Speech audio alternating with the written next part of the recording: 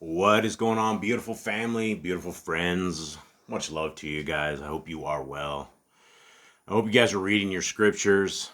Huge news.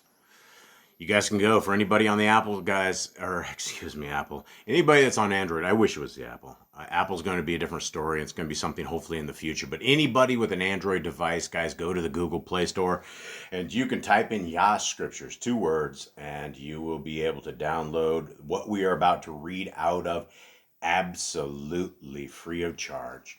Just like the word of our Creator should be completely free of charge, it is free of charge. All 103 books that are in the big blue book are now available for you on the Google Play Store. So guys, grab that. It is out there. It is for your viewing pleasure. It is for your soul's pleasure. It is for your kingdom to come pleasure. It is going to be the same books that we have in the kingdom.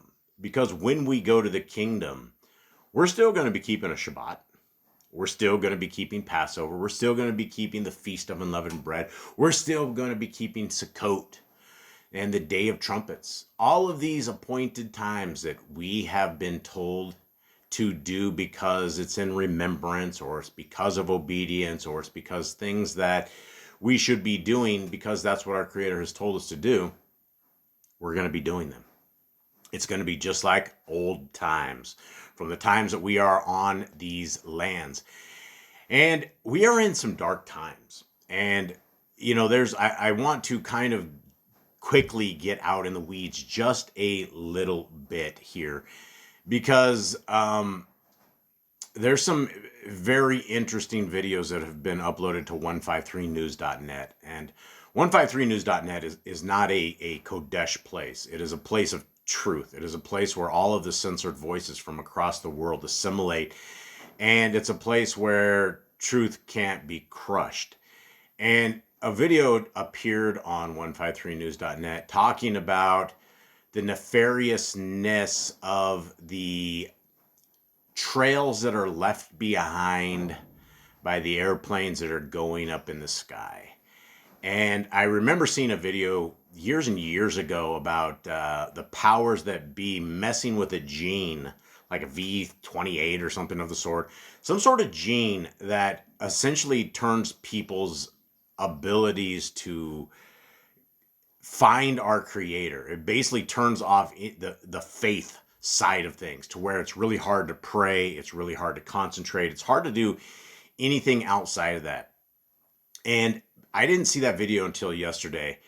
And I was thinking a little bit earlier this week, and for about the last couple of weeks, that for some reason I was having a hard time staying focused as I am praying.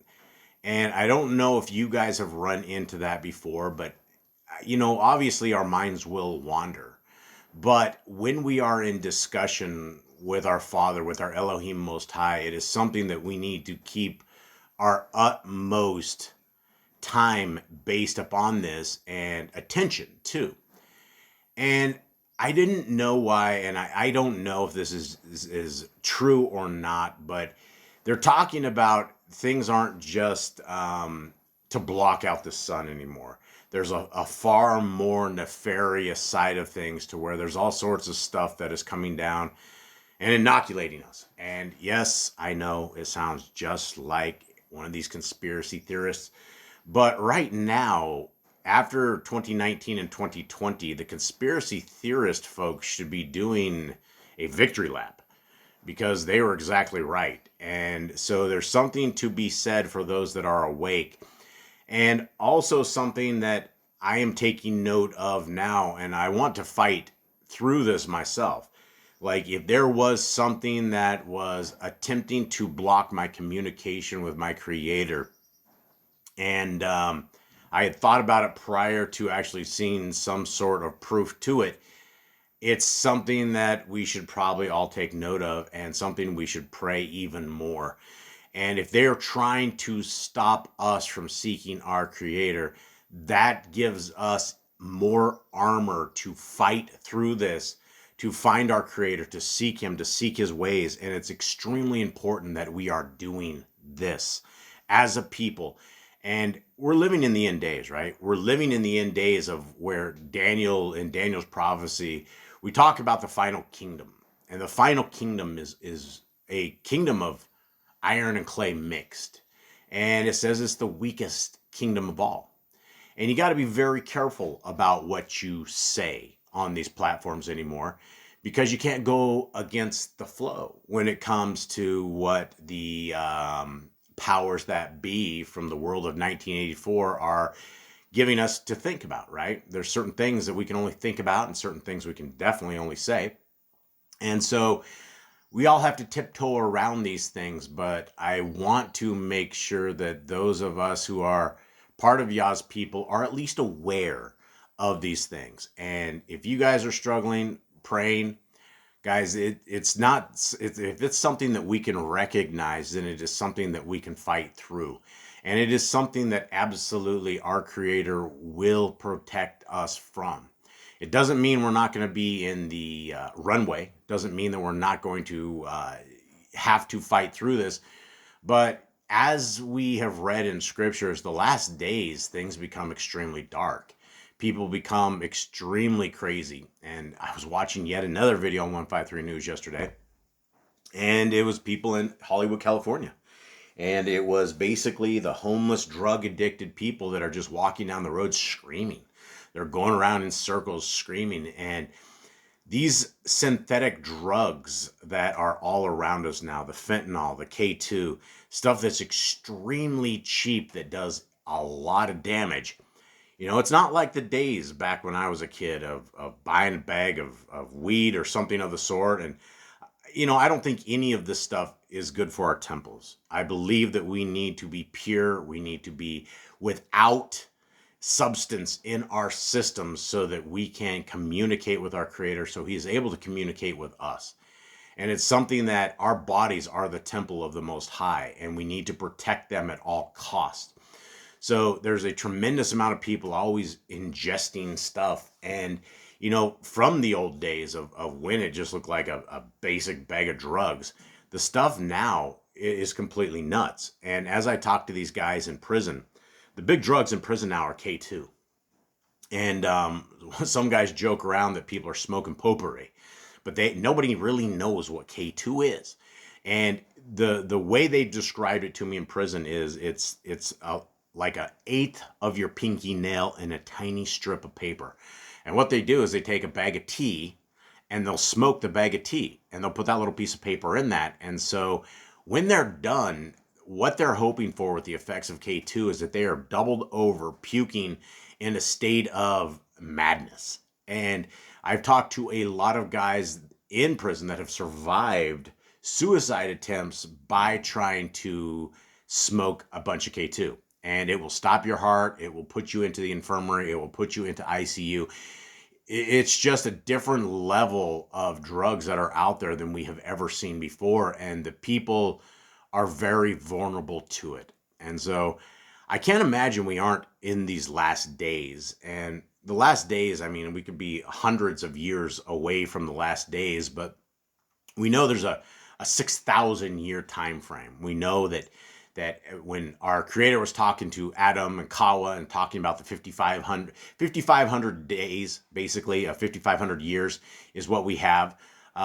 There's also some things that when you are reading the book of Enoch, and it talks about the fallen, and they were basically held captive for 70 generations. And when you go and try to research exactly when or roughly the 70 generations was, somewhere in the 1900s is when a lot of these things would be released. A lot of these things would come out of this captivity until judgment time comes. And so I don't think we're just under the forces of regular stuff anymore. I think things are ramped up. And this is why we all need to be reading our scriptures. We need to be praying. We need to be fasting. We need to be seeking our Creator where He's able to be found. And we need to be rebuking these unclean spirits that are definitely coming to try to take us and our families. And that's their job, right? They have already chosen their sides. And I'm sure there's probably some unclean spirits that decided to turn into good unclean spirits or something. Did they all, 100% of them, all decide that was the path they wanted to go against our Creator? It's a poor choice, right? It's a poor choice they made. And we're battling the greatest of all rebels, Hasatan, the devil himself, the biggest devil, right? There's a lot of devils, there's a lot of unclean spirits, but there's a one who stands out amongst all of them, because when we're talking about Hasatan, we're talking about an entity that was a musician and in charge of music, in charge of a lot of things in the Shamayim. He was close to our Creator. And during that time, this entity got so confused and so prideful and so arrogant that he thought he could do a better job than our Creator. And when he was tossed down like lightning and he was thrown to these grounds, he realized that he is on a limited time. And the more souls he gets, the more his little domain is going to be for the eternity. And we don't know if eternity is constant fire and brimstone, constant pain, constant torture. And some of the things about eternity we're going to learn in this book of Second Ezra, which is why I am very excited that we are all getting here to read this. And so before I recap, I want to give a little bit of a call out to Yah Scriptures, guys, the greatest English translation you can ever get, the big blue book. It is still available. It is a limited edition print, which means if you guys want this in your houses with your families, this is the one to get. We are also very, very close to, they're about to hit the print button in China. And for our little itty bitty tiny books, they are just the regular 66 book, Yah Scriptures, without the Apocrypha. This big blue book in front of you has 103 books. It's 3,153 pages, 3 amazing bookmarks. And this thing holds up to a lot of abuse. We have a lot of heavy duty readers that read it that are off grid, live in tents, live out in the middle of nowhere, and they put bookmark after bookmark and pencil after pencil in their reading. They are constant Bereans. They are always reading their scriptures, and we have never seen a Yah Scriptures get destroyed, right? We have never seen somebody goes, oh man, we used this thing till there was nothing left of it.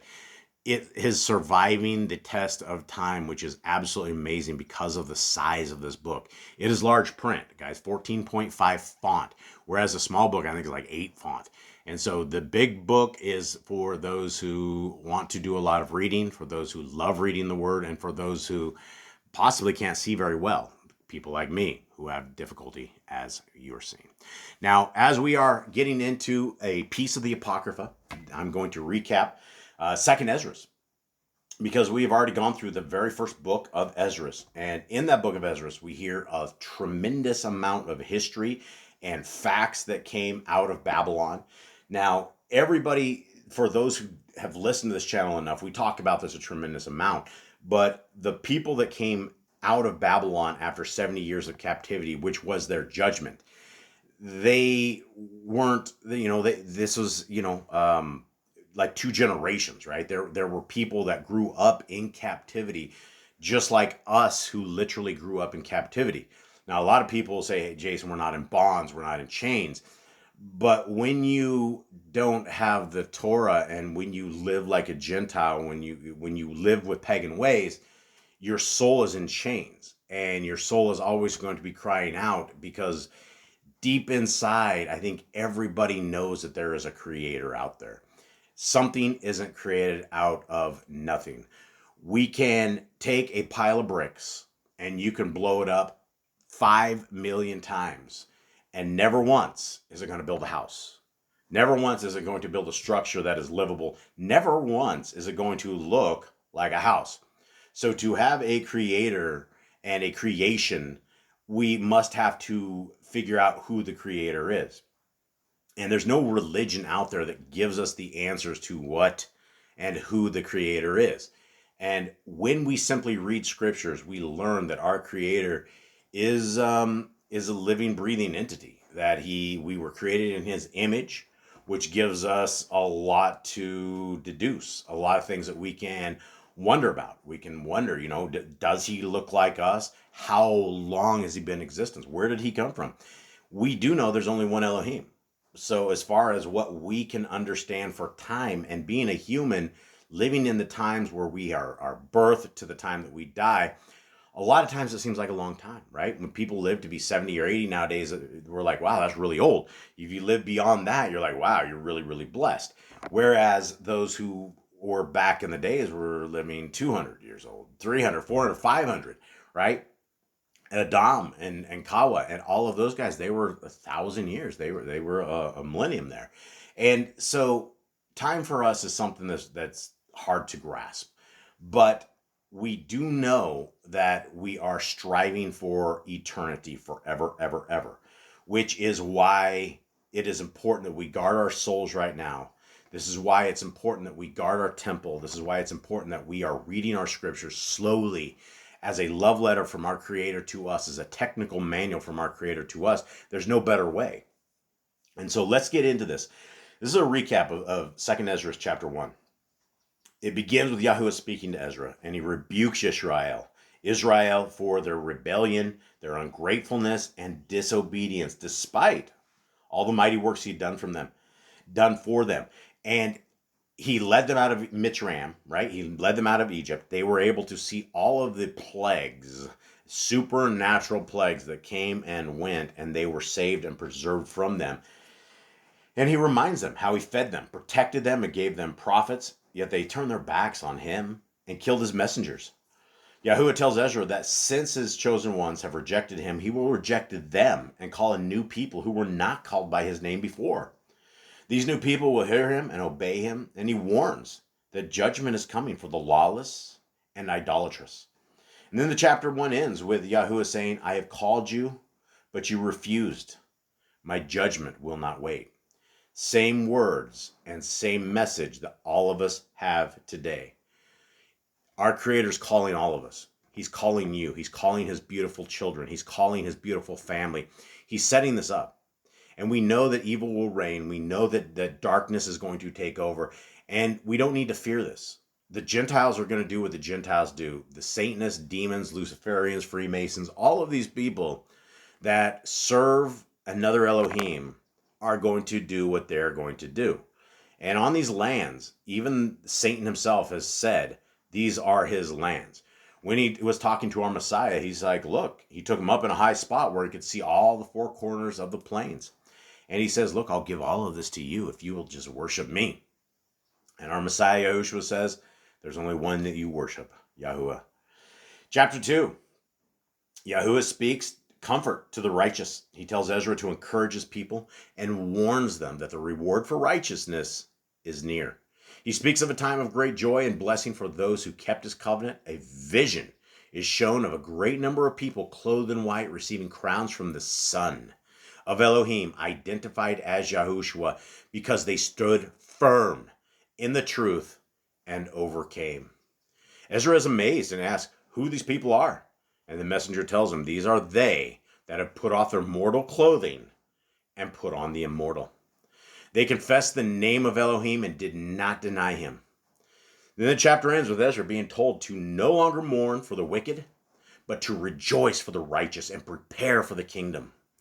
So that is an amazing recap. That is a place of joy. Now we are getting into the third chapter of 2nd Ezra, and what you're seeing right here, guys, you are seeing the Yah Scriptures from the Android Play Store. I just downloaded this brand new today, and this is the same big blue book that you guys see right before your eyes.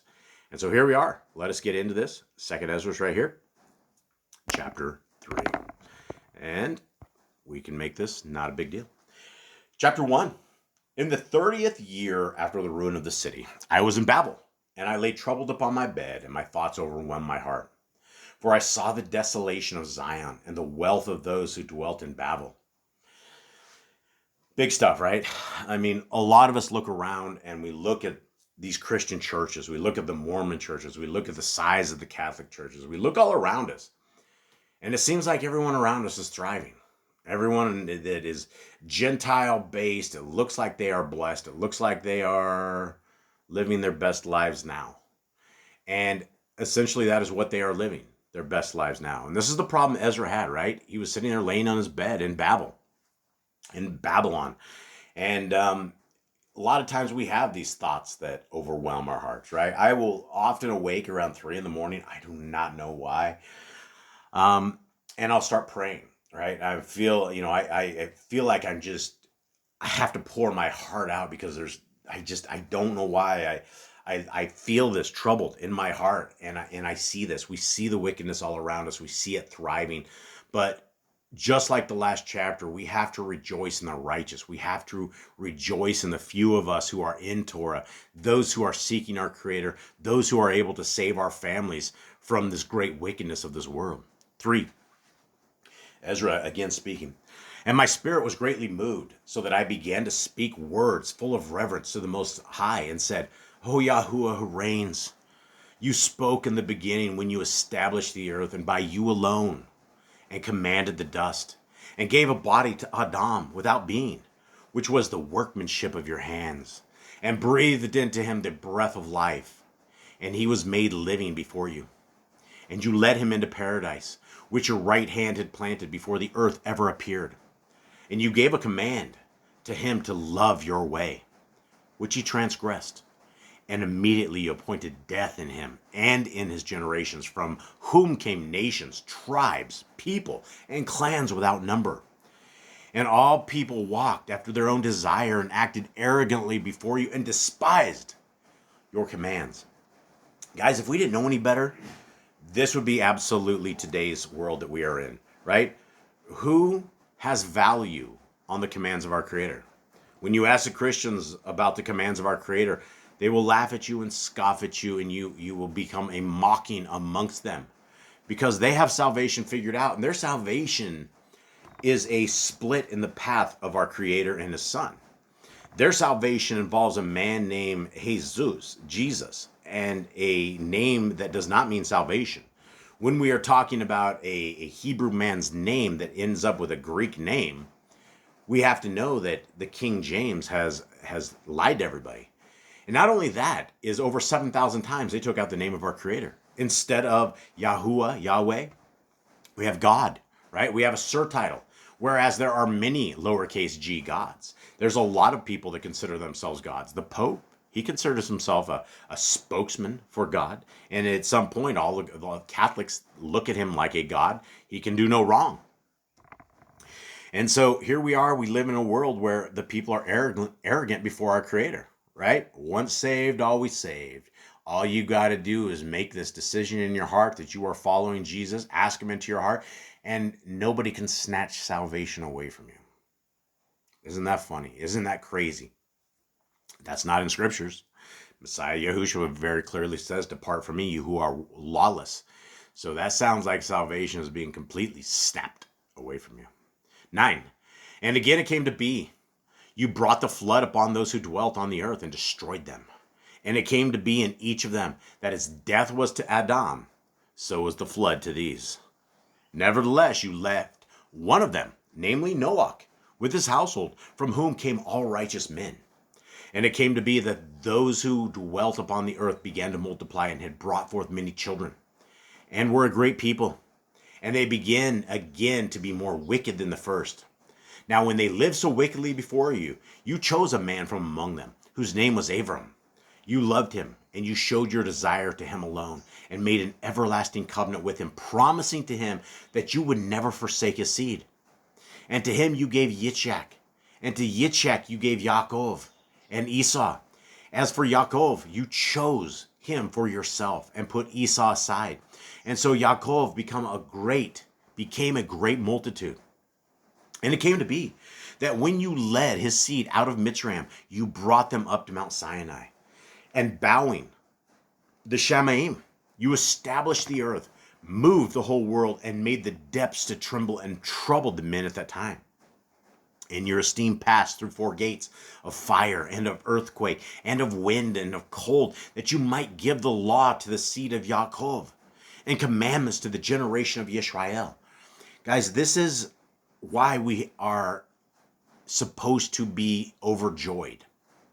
Not only have we awoken in a crazy world, but we have awoken to a guidelines and to a set of commandments that we were given, a people that have not been forsaken. We have not been created just to live on this earth without a purpose. Our purpose is to seek our Father and to seek his ways and to seek obedience through the commandments and keeping them, and to know these commandments with all of our heart, with all of our mind, with all of our soul, with all of our strength.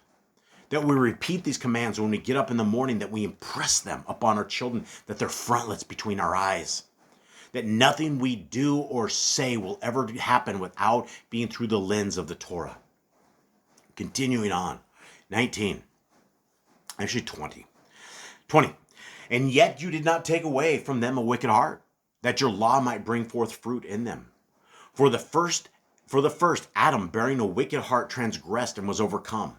And so are all those who are descended from him. Thus sickness was made permanent, and the law in the heart of the people with their evil root, so that the good departed and the evil still stayed.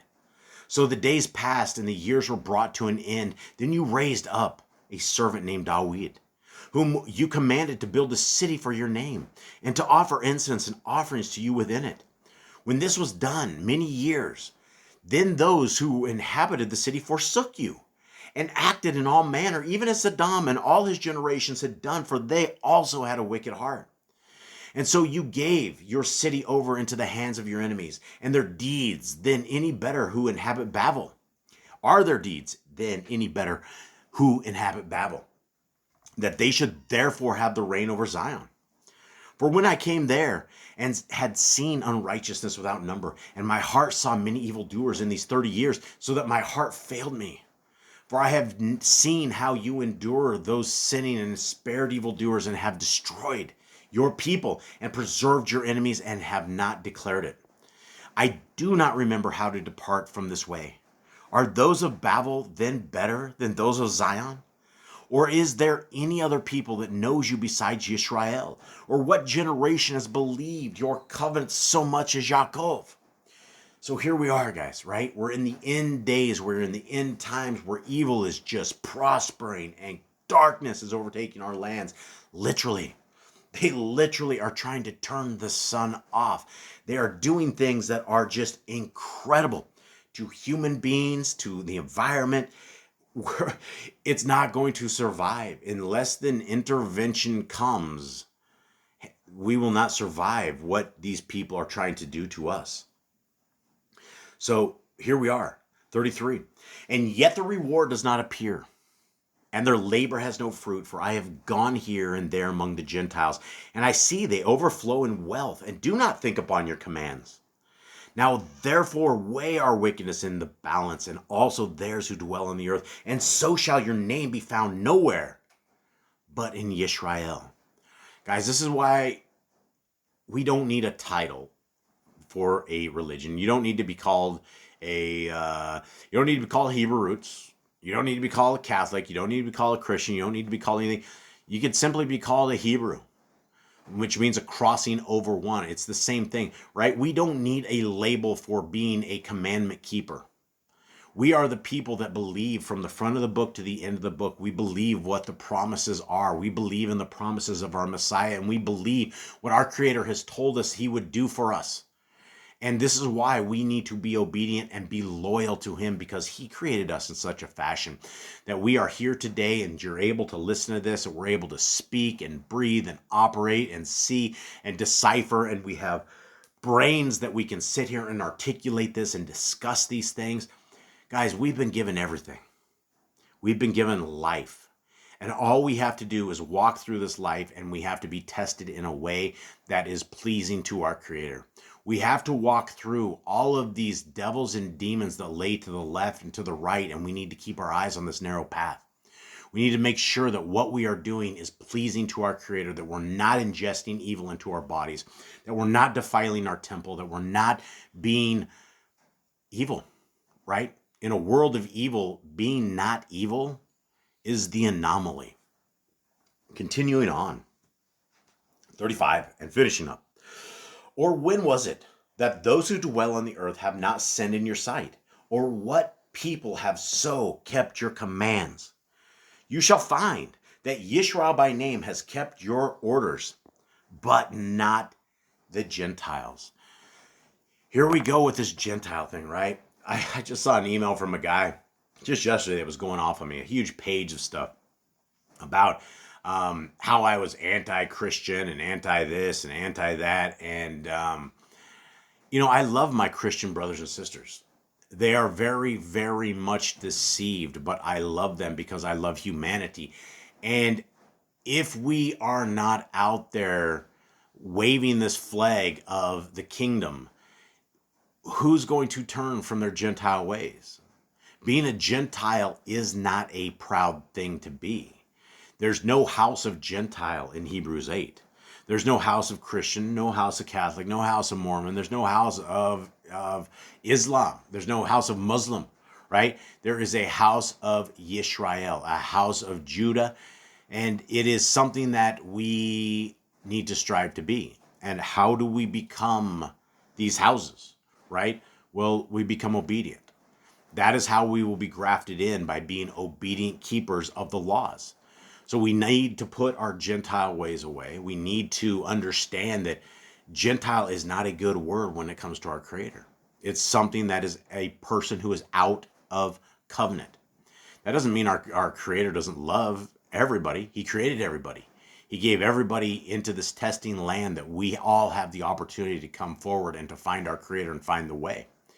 And in a world that we are in right now, where you can simply go to the Google Play Store and download Yah Scriptures, and you can read this on any device that you have, any Google device you can read this on, right? You can go to YHWH and you can download the free versions. They're all there.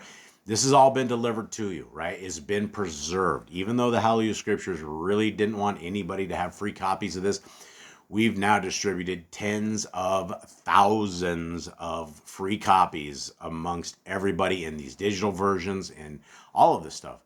And so, guys, the way forward is the Torah. The way forward is our Messiah. It's a 2-lane highway where we need both lanes to understand the entire road. And when we don't understand the road, or we only have a Messiah, and what do we do, right? What do we do? Why do we have a Messiah? Why do we need a Messiah if the laws have been nailed to the cross, right? That's the thing, is our Messiah didn't come to bring the lawless to the kingdom. He came to bring those who are his family. And his family are those who are doing the will of our Creator. And the will of our Creator is found in the first 5 books of Scriptures. So it is with that, everybody, that I would like to wish you a goodbye, a much love. I hope you guys have a good week, and until we meet again, shalom to you all.